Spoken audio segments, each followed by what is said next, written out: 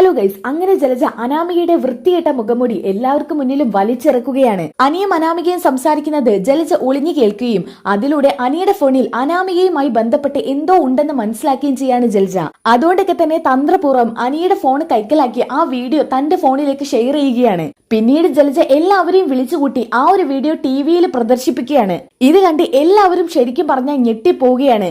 ഇത് കണ്ട പാടെ തന്നെ സത്യം പറഞ്ഞ ജാനകി ബി.പി കൂടി തളർന്ന് അവിടെ വീണ് പോകുന്നുണ്ട്. വമ്പൻ ട്വിസ്റ്റ് ആണ് അവിടെ നടക്കുന്നത്. എന്തായാലും ആ ഒരു കിടിലൻ എപ്പിസോഡാണ് നമ്മൾ ഇന്ന് പറയാൻ പോകുന്നത്. ആദ്യം തന്നെ കാണിക്കുന്നത് അനിയെയും അനാമികയാണ്. അനിയാണെങ്കിൽ ഫോണിൽ നോക്കിയിട്ട് നല്ല വിഷമത്തിലാണ് നിൽക്കുന്നത്. എന്നാൽ ഇത് മനസ്സിലാക്കിക്കൊണ്ട് തന്നെ അനാമിക അങ്ങോട്ടേക്ക് വരുന്നുണ്ട്, ചുമ്മാ പ്രശ്നം ഉണ്ടാക്കാൻ വേണ്ടിയിട്ട്. എന്തു പറ്റി നിരാശ കാമുകനെ കാമുകി ഇന്ന് വിളിച്ചില്ലേ എന്നാ ഇത് കേട്ടിട്ട് അനി ഒന്നും മറുത്ത് പറഞ്ഞില്ല കേട്ടോ.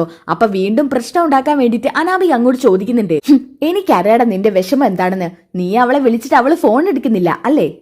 അവൾ അതിന് ഫോൺ എടുക്കത്തില്ല. അങ്ങനെയുള്ള ട്രെയിനിങ് ആണല്ലോ അവൾക്ക് കിട്ടിക്കൊണ്ടിരിക്കുന്നത്. അതെന്താ നീ അങ്ങനെ പറഞ്ഞത്? അപ്പൊ അനാമിക മനസ്സിൽ കരുതുന്നുണ്ട്, അങ്ങനെയാണട്ടോ ഞാൻ അവൾക്ക് ട്രെയിനിങ് കൊടുക്കാൻ പറഞ്ഞത്.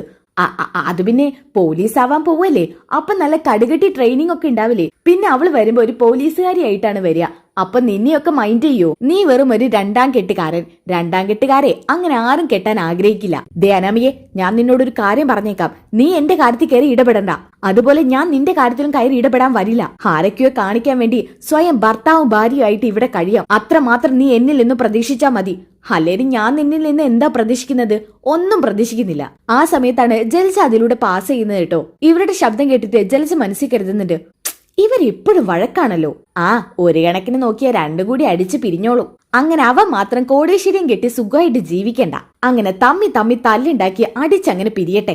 ഇത് പറഞ്ഞുകൊണ്ടിരിക്കുമ്പോഴാണ് അവർ വേറെ രീതിയിൽ കാര്യങ്ങളൊക്കെ സംസാരിക്കുന്നത് ജലജ കേൾക്കുന്നത്. നീയെ കൂടുതൽ ആളാവാനൊന്നും നോക്കണ്ട. നിന്നെക്കുറിച്ച് എനിക്ക് നന്നായിട്ട് അറിയാം. നിനക്ക് എന്തറിയാന്ന്? ദേ ഒരാളെ ഇവിടെ എല്ലാവരും തലയിൽ വെച്ച് കൊണ്ടിടുന്നിരുന്നു. അയാളെ മാതൃകയാക്കണമെന്ന് പറഞ്ഞിരുന്നു. അത് മാത്രമല്ല അയാൾ ഇവിടുത്തെ മുത്തശ്ശനെ അനുകരിച്ചാണത്രേ ജീവിച്ചത്. അതേ പകർപ്പാണ് അനിയെന്നാണ് പറയുന്നത്. എന്തായാലും അഭിയേട്ടനെ കുറിച്ചായിരുന്നു എനിക്ക് തെറ്റിദ്ധാരണ. എന്തായാലും നിന്റെ ചേട്ടൻ തന്നെ ഏറ്റവും വലിയ നാണക്കേട് ഉണ്ടാക്കിയിരിക്കുക അനന്തപുരിക്ക്. ഇതിലും വലിയ നാണക്കേട് വല്ലതും ഉണ്ടോ? നിന്നെപ്പോലുള്ള ദൂഷിച്ച മനസ്സുള്ളവരൊക്കെ എന്റെ ഏട്ടനെ അങ്ങനെ കാണൂ. പക്ഷെ എനിക്ക് എന്റെ ഏട്ടന് വിശ്വാസമുണ്ട്. ഏട്ടൻ ഒരിക്കലും ഒരു പെൺകുട്ടിയോടും വിശ്വാസവഞ്ചന കാണിക്കില്ല. അങ്ങനെയുള്ള കൂട്ടത്തിലല്ല എന്റെ ഏട്ടൻ. ആര് പറഞ്ഞു നിന്റെ ഏട്ടൻ അങ്ങനെയല്ലെന്ന്? ഒരു പെൺകുട്ടിയെ വിവാഹ വാഗ്ദാനം നൽകി കല്യാണത്തിന് മുൻപ് വശീകരിച്ച് അതിലൊരു കുട്ടിയായി, എന്നിട്ട് വേറൊരു വിവാഹം കഴിച്ചേക്കുവാ കുടുംബത്തെ രക്ഷിക്കാൻ. എന്നിട്ടെന്താ കാര്യം? ആ പെണ്ണ് വഴിയാധാരമായില്ലേ? ആ കുഞ്ഞി തെരുവിലേക്കും പോയില്ലേ? ഇതിപ്പോ അവര് വിളിച്ച് പറഞ്ഞതുകൊണ്ടല്ലേ ആ കുട്ടിയെ ഇങ്ങോട്ട് കൊണ്ടുവന്നത്. ഇല്ലായിരുന്നെങ്കിലോ ആ കുട്ടി വല്ല തെരുവിലും കഴിയേണ്ടി വന്നേനെ. എടി നിർത്തിക്കോ. എന്റെ ഏട്ടനെ കുറിച്ച് അനാവശ്യമായിട്ട് എന്തെങ്കിലും പറഞ്ഞാലുണ്ടല്ലോ. അപ്പൊ ജലജ മനസ്സിൽ കരുതുന്നുണ്ട്, അവന് ചെയ്ത് കൂട്ടുന്നതിൽ കുഴപ്പമൊന്നുമില്ല, പറയുന്നതിലാ തെറ്റ്. എന്നാലും അവൻ ഇത്തരക്കാരനാണെന്ന് ഞാനും കരുതിയില്ല. അപ്പൊ അനി പറയുന്നുണ്ട്, നീ വലിയ നല്ല പിള്ള ചമയാനൊന്നും നോക്കണ്ട. നിന്റെ കാര്യങ്ങളൊക്കെ എനിക്ക് നന്നായിട്ട് അറിയാം. നീ കുറെ നാളായാലും ഓരോന്ന് പറഞ്ഞ് എന്നെ ഭീഷണിപ്പെടുത്തുന്നു. എന്തറിയാന്നാ നീ പറയുന്നത്? നീ മറ്റൊരു പയ്യനോടൊപ്പം പാർക്കിലും അവിടെ ഇവിടെയും ചുറ്റിക്കറങ്ങുന്നതും എല്ലാം ഞാൻ കണ്ടിട്ടുണ്ട്. പലരുടെയും കൂടെ നീ ബൈക്കിൽ കറങ്ങാൻ പോകുന്നു. പലരെയും അവിടെ ഇവിടെ വെച്ച് കാണുന്നു. അവർക്കൊപ്പം ഒട്ടിയും ഒരുമി ഇരിക്കുന്നു. ഇതൊക്കെ ഞാൻ എന്റെ കണ്ണുകൾ കൊണ്ടാ കണ്ടത്. അങ്ങനെയൊന്നും ഞാൻ ചെയ്തിട്ടില്ല. അനാവശ്യം പറയരുതാ നീ. ആര് പറഞ്ഞു ചെയ്തിട്ടില്ലെന്ന്? എന്റെ കൂട്ടുകാരാ കണ്ണിന് കുളിർമ ഉണ്ടാക്കുന്ന നിന്റെ ആ കാഴ്ചകളൊക്കെ എനിക്ക് കാണിച്ചു തന്നത്. അതൊക്കെ കണ്ടപ്പോഴേ എനിക്ക് നിന്റെ കഴുത്തരിച്ച് കൊല്ലാനാ തോന്നിയത്. പക്ഷെ ഞാൻ ചെയ്യില്ല. കാരണം എനിക്ക് നിന്നെ വേണ്ട. അങ്ങനെയുള്ള നീ എവിടെയെങ്കിലും പോയി ജീവിക്ക്. ദേ അനാവശ്യം പറഞ്ഞാലുണ്ടല്ലോ, ഞാൻ ഈ വീട്ടിൽ നിന്ന് എന്റെ അച്ഛനും അമ്മയും കാണാനല്ലാതെ പുറത്ത് എങ്ങോട്ടും ഇറങ്ങാറില്ല. പറയടി, ഇവിടത്തെ ചുറ്റിലുള്ളവരുടെ മുന്നിൽ വെച്ചും എന്റെ കണ്ണ് നിനക്ക് മൂടിക്കെട്ടാൻ പറ്റും. പക്ഷേ ക്യാമറ കണ്ണുകൾ നിനക്ക് മൂടിക്കെട്ടാൻ പറ്റില്ല. ഇത് കേട്ടപ്പോ അനാമിക ഒന്ന് ഞെട്ടിപ്പോകുന്നുണ്ട് കേട്ടോ. എന്നിട്ട് അനി പറയുന്നുണ്ട്, ഒരുത്തന്റെ മടിയിൽ നീ തല ചാഴ്ന്നു വെച്ച് കിടക്കുന്ന ഒരു വീഡിയോ എന്റെ ഫോണിലുണ്ടടി. തെളിവിന് നിനക്ക് അത് മതിയോ? ദേ വീണ്ടും എന്നെ കൊണ്ട് പറയിപ്പിക്കരുത്. ഈ വീഡിയോ ഞാൻ ഇവിടെ എല്ലാവരും കാണിച്ചു കൊടുത്തു കഴിഞ്ഞാ പിന്നെ നിന്റെ അവസ്ഥ എന്തായിരിക്കും എന്ന് അറിയാലോ. എന്താവാൻ, നീ ആ നന്ദുവിന്റെ പിന്നെ നടക്കുന്നില്ലേ? അത്രയ്ക്കൊന്നും ഞാൻ ചെയ്യുന്നില്ല. ആയിക്കോട്ടെ, എന്തായാലും ഞാൻ ഇതെല്ലാവരുടെ മുന്നിൽ ഒന്ന് പ്രദർശിപ്പിച്ചിട്ട് വരാം. പ്രത്യേകിച്ച് എന്റെ അമ്മയുടെ മുന്നില്. നിനക്കൊരു കുഴപ്പമില്ലെന്നല്ലേ പറഞ്ഞത്? പരസ്പരം ധാരണയെ പോയാൽ നിനക്ക് നല്ലത്. ഇല്ലെങ്കിൽ ഞാനിത് കാണിച്ചു കൊടുക്കും. ആ സമയത്ത് അനാമിക തല താഴ്ത്തി ഇങ്ങനെ നിൽക്കാട്ടോ. എന്നാൽ ഇതൊക്കെ കേട്ടിട്ട് ആകെപ്പാടെ ഞെട്ടിത്തടിച്ച് നിൽക്കാണ് ജലജ. പിന്നീട് അനി പറയുന്നുണ്ട്, നീയും നിന്റെ വീട്ടുകാരും വലിയ കോടീശ്വരന്മാരാണെന്നല്ലേ പറഞ്ഞത്.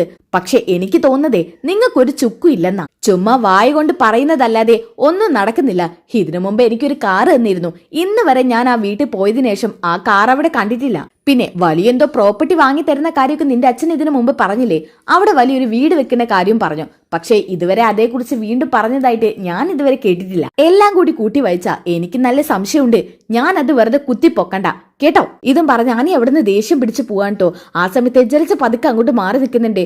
എന്നിട്ട് ജലജ മനസ്സിൽ കരുതുന്നുണ്ട്, എന്തൊക്കെയോ നമ്മൾ അറിയാത്ത രഹസ്യങ്ങൾ ഇവരുടെ ജീവിതത്തിൽ നടക്കുന്നുണ്ട്. അതെന്തായാലും കണ്ടുപിടിക്കണം. അതിനു മുമ്പ് ആദ്യം അനിയുടെ ഫോണിലുള്ള ആ വീഡിയോ എന്താണെന്ന് അറിയണം. എന്തായാലും ആ വീഡിയോ കയ്യിൽ കിട്ടണം. എന്നിട്ട് വേണം അവളെ എല്ലാവരുടെ മുന്നിൽ വെച്ചും വലിച്ചു കീറാൻ. ജാനകി വലിയ അഹങ്കാരം കാണിച്ച് നടക്കുക. എന്തായാലും അവളെ കുറിച്ച് ഒരു അന്വേഷണം നടത്തിയേ പറ്റൂ.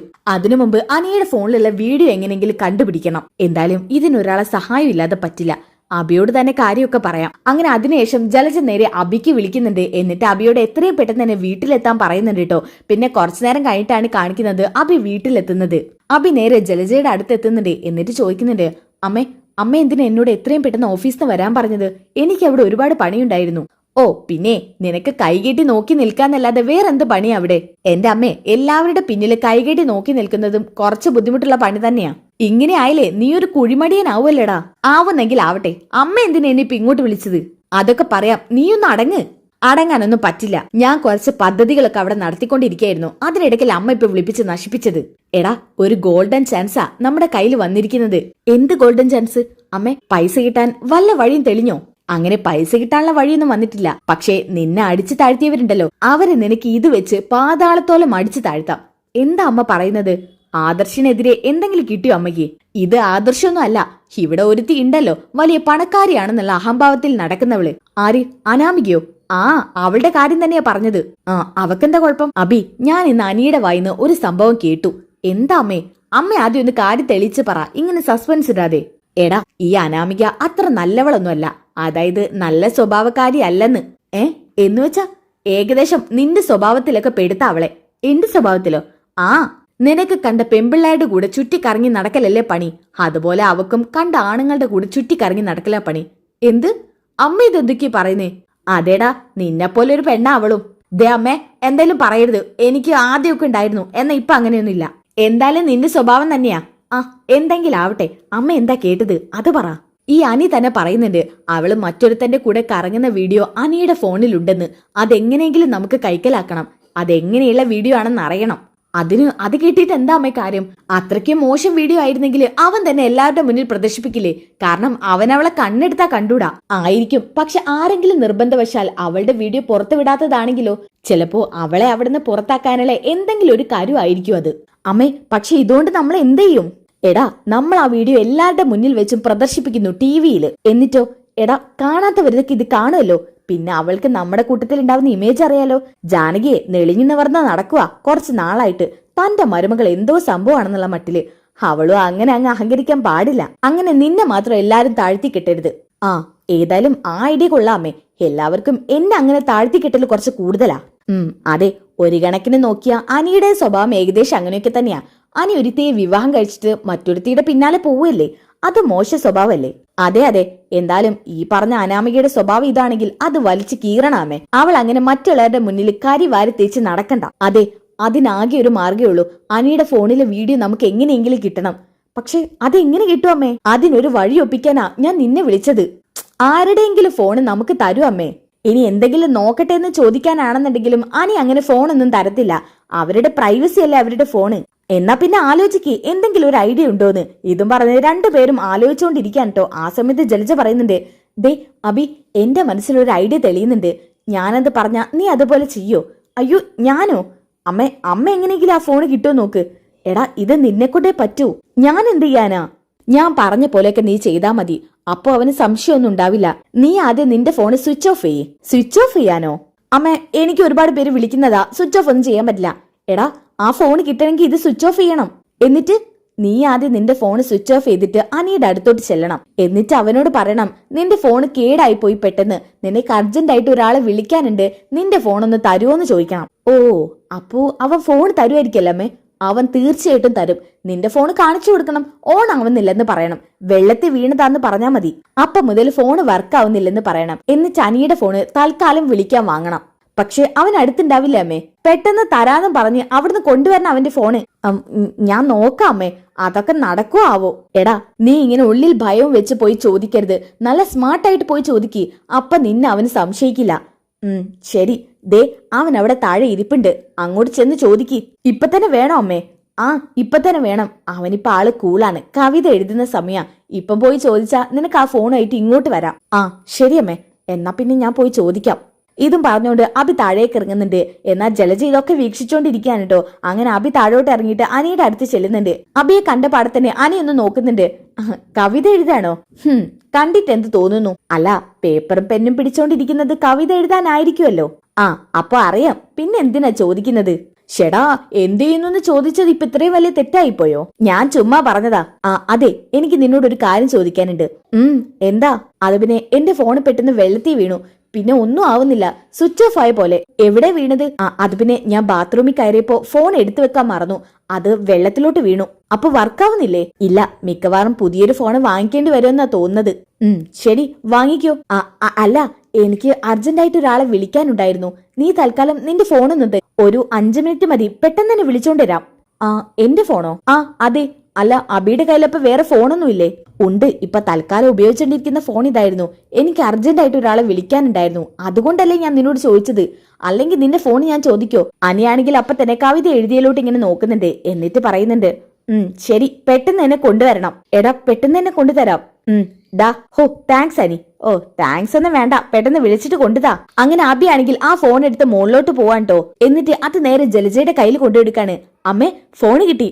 ആഹാ, അപ്പൊ ഞാൻ പറഞ്ഞ കാര്യമൊക്കെ സക്സസ് ആയി നീ ചെയ്തു. അമ്മേ, ഞാൻ കുറച്ച് കഷ്ടപ്പെട്ടു, എന്നാലും വേണ്ടിയില്ല. സമയമില്ല അമ്മേ, ഞാനൊരു 5 മിനിറ്റ് കൊണ്ട് അവന് കൊണ്ടുകൊടുക്കാന്നാ പറഞ്ഞത്. പെട്ടെന്ന് ആ വീഡിയോ നോക്ക്.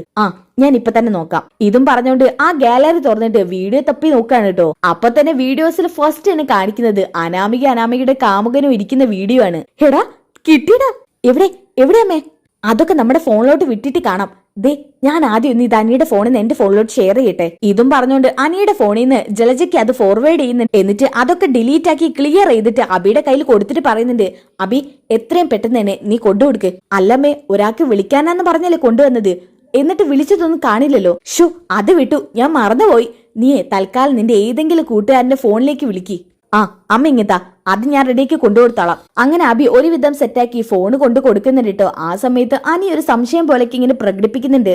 ഓക്കെ, ഇനി അതൊക്കെ കഴിഞ്ഞിട്ട് കാണിക്കുന്നത് ഈ ജലജയും അബിയും കൂടി ആ വീഡിയോ ഇരുന്ന് കാണുന്ന കേട്ടോ. എന്റെ അമ്മേ, ഇവളുടെ ഒരു തൊലിക്കട്ടി നോക്കി. പാർക്കിൽ ഇരുന്നല്ലേ ഇവൾ ഇങ്ങനെയൊക്കെ ചെയ്യുന്നത്. ഇതൊക്കെ ആരെങ്കിലും കാണില്ലേ? ഇതൊക്കെ ഇവിടെ വെച്ചാണോ ചെയ്യേണ്ടത്? പിന്നെ എവിടെ വെച്ചാണോ ചെയ്യേണ്ടത്? നിനക്ക് ഇതേക്കുറിച്ചൊക്കെ വലിയ ധാരണയായിരിക്കുമല്ലോ. നീ എത്ര പെൺകുട്ടികളെ കൊണ്ട് റൂം എടുത്തിട്ടുണ്ടടാ. അത് പിന്നെ അമ്മ, ഞാൻ മിണ്ടരുത്. നിനക്ക് ഇതേക്കുറിച്ച് ഒന്നും പറയാനുള്ള അധികാരമില്ല. ശരി, ഞാനൊന്നും പറയുന്നില്ല, പോരെ? അല്ല, ഇതും വെച്ച് അമ്മയ്ക്ക് എന്ത് ചെയ്യാനാ പ്ലാന്? ഇതും വെച്ച് ഞാനൊരു കലക്കും. ആദ്യം ഞാൻ അവളെ ബ്ലാക്ക്മെയിൽ ചെയ്യാന്നാ കരുതിയത്. അതും വെച്ച് അവളെ പണം തട്ടാന്. പക്ഷേ അതത്ര നല്ല വഴിയായിട്ട് എനിക്ക് തോന്നുന്നില്ല. അതുകൊണ്ട് തൽക്കാലം ഞാൻ ഒരു കാര്യം കരുതി. എന്ത് കാര്യം അമ്മേ? എല്ലാവരുടെ മുന്നിൽ വെച്ച് ടിവിയിൽ ഞാൻ ഇത് പ്രദർശിപ്പിക്കാൻ പോവാ. നോക്കിക്കോ, സെക്കൻഡുകൾക്കകം ഞാൻ ഇത് എല്ലാവരും കാണിച്ചിരിക്കും. എല്ലാവരും ഞെട്ടും. നോക്കിക്കോ നീ. ഇതും പറഞ്ഞുകൊണ്ട് ജലജ അവിടുന്ന് പോകുന്നുണ്ട് കേട്ടോ. എന്നിട്ട് ടിവിയുടെ അടുത്തോട്ടാണ് പോകുന്നത്. എടാ അബി, നീ ആദ്യം ആരെങ്കിലും വരുന്നുണ്ടോ നോക്ക്. ഞാൻ ഈ വീഡിയോ ആദ്യം തന്നെ ഇട്ട് വെക്കട്ടെ. ആരാണോ ഈ ടിവി ആദ്യം ഓപ്പൺ ആക്കുന്നത് അവർ ഈ വീഡിയോ ആദ്യം കാണും. പിന്നെ അത് എല്ലാവരും കാണും. അമ്മയുടെ ബുദ്ധി ഏതായാലും കൊള്ളാം. അപ്പൊ പിന്നെ ആരാ ഇത് ചെയ്തതെന്ന് ആരും അറിയില്ലല്ലോ. അതെ, നീ ആരെങ്കിലും വരുന്നുണ്ടോ നോക്ക്. ആ സമയം കൊണ്ട് ജലജ എല്ലാം സെറ്റ് ചെയ്ത് വെക്കുന്നുണ്ട് കേട്ടോ. അമ്മേ, നമുക്ക് ഇവിടുന്ന് മാറിയിക്കാം. ആരെങ്കിലുമൊക്കെ വന്ന് ടി.വി ഇടട്ടെ. ആ കൃത്യസമയത്ത് തന്നെയാണ് മുത്തശ്ശനും താഴോട്ട് ഇറങ്ങി വരുന്നത്. വസുന്ധരെ, താൻ ഇവിടെ ഇരിക്കടോ. നമുക്ക് കുറച്ച് ലോകവിവരൊക്കെ അറിയണ്ടേ? അതുകൊണ്ട് കുറച്ച് ന്യൂസ് ഒക്കെ അറിയാം. അതേസമയം ജലജ അങ്ങോട്ട് വരുന്നുണ്ട്. ആഹാ, അച്ഛനും അമ്മയോ? അച്ഛനമ്മയ്ക്ക് ചായ എടുക്കട്ടെ.